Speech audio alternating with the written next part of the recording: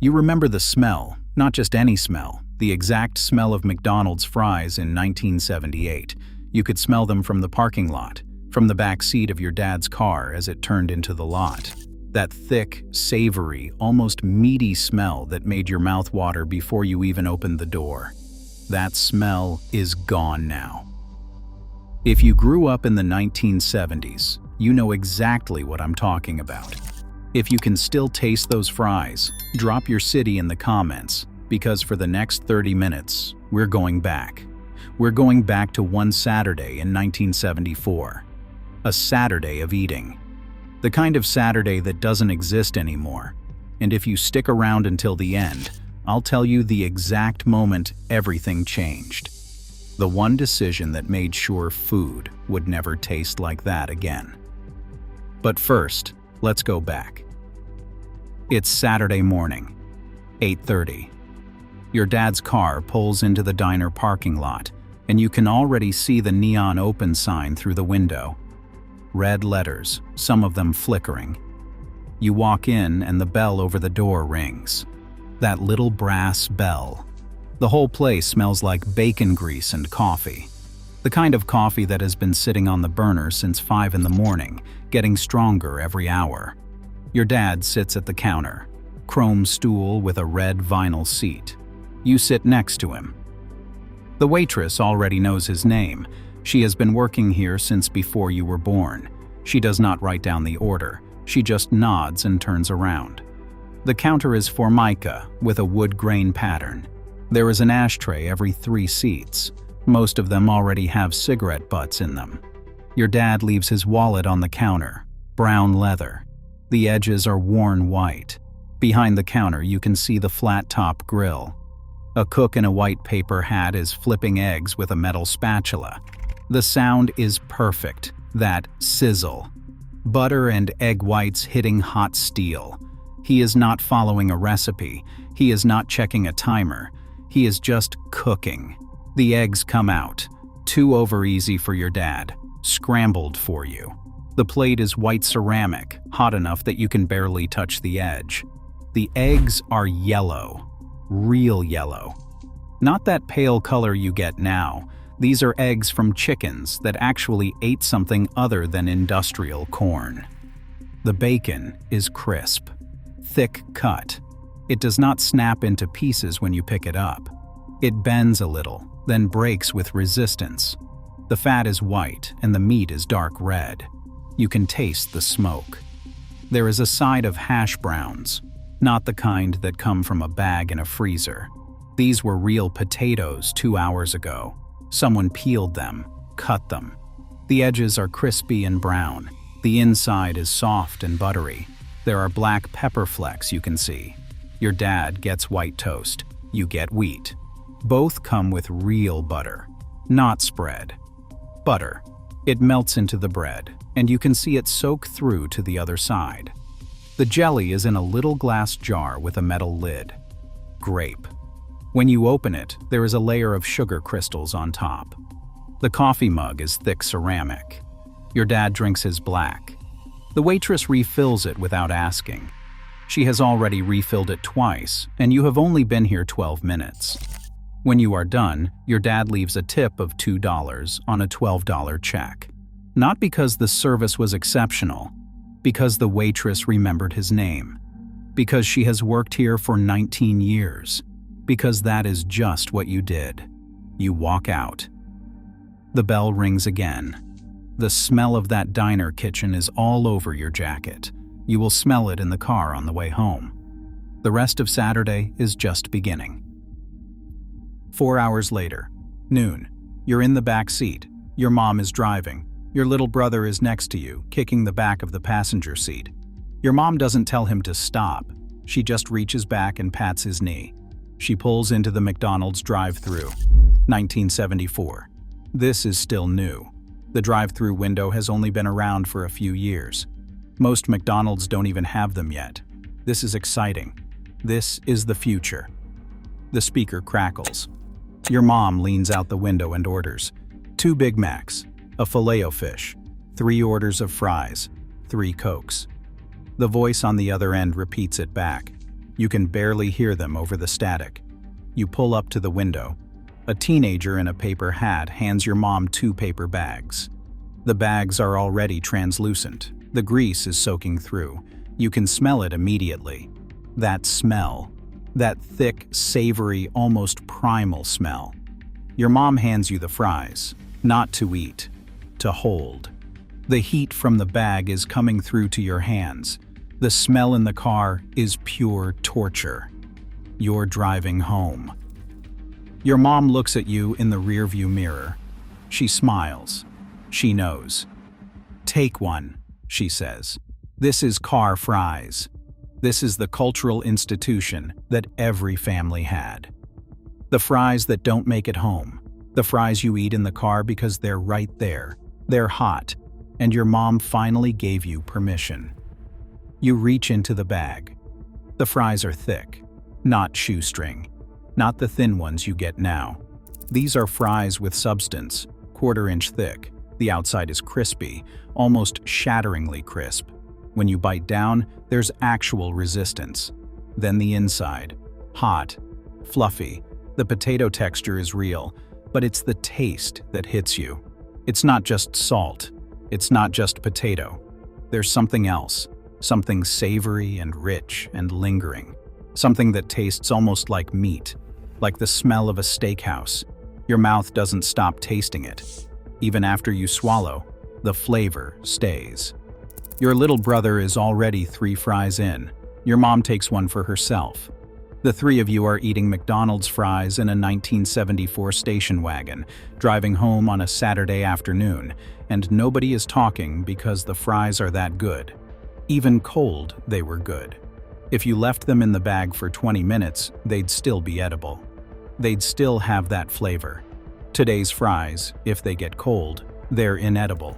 They turn into these sad, limp, flavorless sticks. But these held up. You get home. The bags go on the kitchen table. Your dad is already sitting down. The Big Macs are wrapped in that foam box. The Filet-O-Fish is in wax paper. You open the Big Mac box and the smell hits you again. Beef. Pickles. That Thousand Island sauce. The burger tastes like actual beef. The patties are small, but they taste like someone grilled them. There's char on the edges. The lettuce is crisp. The bun is soft and slightly sweet. The whole thing holds together in your hands. This was a treat. If you grew up eating this, you know it wasn't every week. This was maybe once a month, maybe on a road trip, maybe on a Friday night when your mom didn't feel like cooking. This wasn't routine. This was an occasion. 6 hours later, 6 o'clock. It's almost dinner time, but your family is going out. Friday night traditions carried over to Saturday sometimes. You're going to A&W, not the version that exists now. The sit-down version. The version with the booths, and the car hops, and the root beer in the frosted mugs. You walk in. The place has that orange and brown color scheme. The booths are vinyl, dark brown. The tables are formica with a wood grain pattern. There's a jukebox in the corner. Someone just put in a quarter for 3 songs. You can hear the mechanical arm inside the jukebox moving to grab the record. Your family slides into a booth. The seats are cold. The menu is laminated. Photos of the food show burgers, hot dogs, onion rings. Everything looks handmade. Nothing looks like it came from a factory. The waitress comes over. She's wearing roller skates. This is not a gimmick. This is not retro. This is just how they do it. She takes the order without writing it down. Your dad orders a Papa Burger. Your mom gets the Mama Burger. You get a teen burger. Your little brother gets a hot dog. Everyone orders a root beer. The mugs come first. Frosted glass, so cold your fingers almost stick to them. The root beer is dark, almost black. The foam on top is thick and white. When you take the first sip, it's so cold it almost hurts. The carbonation is sharp. The flavor is sweet and creamy and has a vanilla note that coats your mouth. This root beer is rich. The burgers come out wrapped in wax paper. The wax paper is already see-through from the grease. You unwrap it, and the burger is thick. The patty is hand-formed. You can see the irregular edges. The bun is toasted. Your little brother is already trying to pick off the raw onions. Your dad stops him. "Those are the best part," he says. "Real ingredients. Nothing that spent 6 months in a warehouse." You bite down. The burger is juicy. Actually juicy. Juice runs down your hand and you have to grab a napkin. The flavor is beefy, rich. There's a slight char taste from the grill. The onion is sharp and crunchy. The pickles are tart. The whole thing tastes like someone in the back made this 10 minutes ago. Your dad is halfway through his Papa Burger. He's not saying anything. He's just eating. Your mom is cutting her Mama Burger in half so she can share it with your brother. This is family dinner in 1974. This is Saturday night. Someone orders onion rings. You can smell them before they arrive. The waitress skates past your booth with a basket for the table behind you. Golden brown, thick battered rings, not the thin frozen kind. The smell of hot oil and sweet onion fills the whole restaurant. Your dad looks at your mom. She shakes her head. He orders a basket anyway. They come in a paper-lined plastic basket. You pull one apart, and steam comes off the onion inside. The batter crunches, and the onion is soft and sweet, and almost melts on your tongue. Outside, you can see car hops on roller skates delivering trays to people parked in the lot. The sun is going down. The orange A and W sign is starting to glow. Your dad probably had a place like this. Mine did too. 8 o'clock. You're at Pizza Hut, the sit-down version. The version with the red roof and the stained glass lamps and the salad bar and the lunch buffet. This isn't takeout. This is an event. The parking lot is full. Your dad finally finds a spot near the back. You walk across the asphalt. You can already smell the pizza from outside. Fresh bread, tomato sauce, oregano. You walk in, and the hostess seats you in a booth. Red vinyl again. The table has a red and white checkered tablecloth. There's a small lamp hanging over the table, Tiffany style, red and amber glass. The light is warm and dim. The waitress brings you water in red cups. Those cups. If you grew up going to Pizza Hut, you know exactly what I'm talking about. Textured plastic, slightly translucent. The ice cubes make them sweat immediately. But before anyone orders, your mom says salad bar. You groan, but you go. The salad bar at Pizza Hut was its own world. The sneeze guard, the tongs that never quite worked. Iceberg lettuce in a metal bin, shredded cheese, beets, cottage cheese, those tiny corn cobs that no one ever took, croutons from a bag already going stale. And the dressing, the orange French dressing, thick and sweet and bright orange.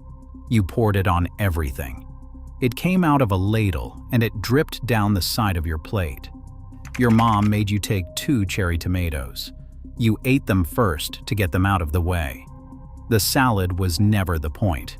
The salad was the opening act. Your dad orders a large pepperoni, thick crust pan pizza. The waitress brings breadsticks first, hot and soft, brushed with butter and garlic. You eat 3 before the pizza even comes out. When the pizza arrives, it's in a metal pan. The crust is golden brown, bubbled, crispy on the bottom. The cheese stretches when the waitress cuts it. Real mozzarella. The pepperoni is cupped and the edges are crispy. Little pools of orange grease in each cup. You take a slice. The crust is thick and soft and yeasty. This is fresh dough, made this morning in the back by someone who's been making dough at this Pizza Hut for 7 years. The sauce is tangy, the cheese is creamy and rich. The pepperoni has that slightly spicy, slightly smoky flavor. You're eating pizza in a Pizza Hut booth on Saturday night in 1974, and this is what Friday night pizza tasted like. This is what your family did. This was the ritual. The jukebox is playing. Someone put in 3 quarters. You can hear Three Dog Night. Your mom is smiling. Your dad is on his third slice. Your little brother has tomato sauce all over his face. Send this to someone who remembers those red cups. This was the America you grew up in. You drive home. It's 9:30. You're in the back seat again, full and tired. The radio is on, AM radio. Your dad is listening to the news. Your mom is looking out the window. The street lights pass over the car in slow waves of orange light and dark. Your little brother is already asleep, his head against the window, his mouth open. You pass by the diner from this morning, the open sign still on. You pass by the McDonald's, the golden arches lit up. You pass by the A&W. The parking lot is still half full. People are still sitting in their cars, eating burgers off trays. Your eyes are getting heavy. The car is warm. The engine hums. You can still taste the pizza. You can still feel the cold of the frosted mug on your fingers. Your mom reaches back and pulls your jacket up over your shoulder. You don't remember the car stopping. You don't remember walking inside. You just remember being carried, your dad's arms, the cold air for a second, then your bed. Your town has all of this. Your town has a diner on Main Street, a McDonald's on the highway, an A&W 2 blocks from your house, a Pizza Hut near the mall. These aren't chains that look identical in every city. These are local. The diner is owned by someone who lives 3 streets over. The McDonald's franchise is owned by a guy your dad knows from Rotary Club. The Pizza Hut manager has been there since it opened in 1968. This is Saturday. This is what Saturdays tasted like. This is the food you grew up with. And then, something changed. It started small. The clamshell grill arrived at McDonald's in the late 1970s. Before that, someone flipped your burger by hand. They used judgment. They looked at it. They decided when it was done. The clamshell grill automated that. It pressed the burger from both sides. 90 seconds. Every burger the same. No variation. No human decision. Remember that Pizza Hut dough. The thick, yeasty crust that someone made fresh that morning in the back. The 1971 annual report says it explicitly. Pizza Hut uses no frozen crusts in its own units. Then the chain got bigger. The logistics got harder. The dough stopped being made in the store. It started arriving frozen. No one could feel the humidity anymore. No one could let it rise a little longer if the kitchen was cold. It was already decided. Then the ingredients changed. In 1984, Coca-Cola switched from cane sugar to high fructose corn syrup. Every bottle, every can. The taste changed. People noticed. Coca-Cola kept going. And the beef. In 1980, your local butcher still had options. He knew the ranchers. He picked the cuts. By 1995, 4 guys in boardrooms in Omaha and the Midwest decided what every burger in America would taste like. Your town's butcher became a middleman, taking orders from people who had never stepped foot in your state. The burgers you were eating in 1974 came from cattle raised within 200 miles of your town. Now, they came from one of 4 processing facilities. And then there were the fries. In 1966, a man named Phil Sokoloff had a heart attack. He was 43 years old. It changed his life. He spent the next 25 years campaigning against saturated fat. He believed it killed people. He believed it killed him. He wanted it gone from the American food supply. In 1988, he started taking out full-page ads in newspapers. The New York Times, The Wall Street Journal, USA Today. The ads attacked McDonald's. They called McDonald's fries poisonous. They said the beef tallow was killing people. He spent $3 million on those ads. He bought commercial time during the Super Bowl. McDonald's tried to ignore him.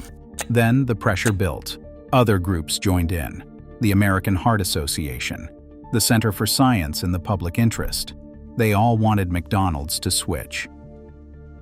On July 23, 1990, McDonald's announced they were switching from beef tallow to vegetable oil. The old formula was 93% beef tallow and 7% cottonseed oil. The new formula was 100% vegetable oil, corn oil, canola oil, no animal fat. McDonald's corporate ran a blind taste test with their own staff. Old fries versus new fries. The vote was 38-4 in favor of the original. 38 people said the old fries were better. 4 said the new ones were better. McDonald's made the switch anyway. The fries your mom handed you from the front seat, the ones you ate in the station wagon while nobody was talking, those were beef tallow fries. That is what you were tasting. Julia Child refused to eat McDonald's fries after the change. She said the flavor was gone. A Reddit user tells a story about their brother's golden retriever. The dog would only eat McDonald's fries. After the switch, the dog would not touch them. Someone would toss the dog a fry, and the dog would just drop it. That dog knew. Here is what you were tasting in 1978. Beef tallow, animal fat, the same fat you use to cook a steak. That is what gave the fries that savory, almost meaty flavor. That is what made them smell like a steakhouse. That is what made them taste like nothing else. Malcolm Gladwell said it best. A French fry is a combination of a potato and some kind of cooking element. The thing you fry it in becomes part of the fry. It is not just a cooking medium, it is an ingredient. When you took that ingredient away, you took the soul of the fry away. Here is what is in McDonald's fries now. Potatoes, canola oil, sunflower oil, dextrose, mineral salt, BHA, citric acid, polydimethylsiloxane. 9 ingredients, most of them unpronounceable. In 1978, the ingredients were potatoes, beef tallow, cottonseed oil, salt. 4 ingredients became 9. Real fat became industrial oil. Flavor became chemistry. And that is what happened. That is the one thing that changed. That is the decision that made sure food would never taste like that again. Was it progress, or did we just lose something? Sunday morning, you're back at the diner, the same counter, the same chrome stool. The waitress remembers you from yesterday. The bell over the door still rings. The eggs still come out hot. The coffee is still strong. But somewhere, in a corporate office you will never see, someone is making a decision about how those eggs will be cooked 5 years from now. Someone is deciding that the dough will be frozen, that the fries will be cooked in vegetable oil, that the beef will come from one of 4 companies instead of 100. The diner is still here. The McDonald's is still here. The building is still standing. The parking lot is still full. But that smell, the one from the parking lot, the one that made your mouth water before you even opened the door, is gone, and you can't get it back. Because the food you remember, the food that tasted better, was not just about ingredients. If you can close your eyes right now and smell that parking lot, you already know. It was about 100 small decisions. Decisions to make dough fresh, to cook burgers by hand, to use real fat, to let a waitress work the same shift for 19 years until she knows everyone's name. One by one, those decisions got taken away, centralized, standardized, optimized, and the food stopped tasting like food. It started tasting like a product. That's what changed. That's why food from the 1970s tasted so much better. If you want to know what happened to the other things you remember, subscribe. Because the food was not the only thing that changed. The way you spent your afternoons did too. And that story starts with the sound of a screen door slamming in June. Another Saturday you remember.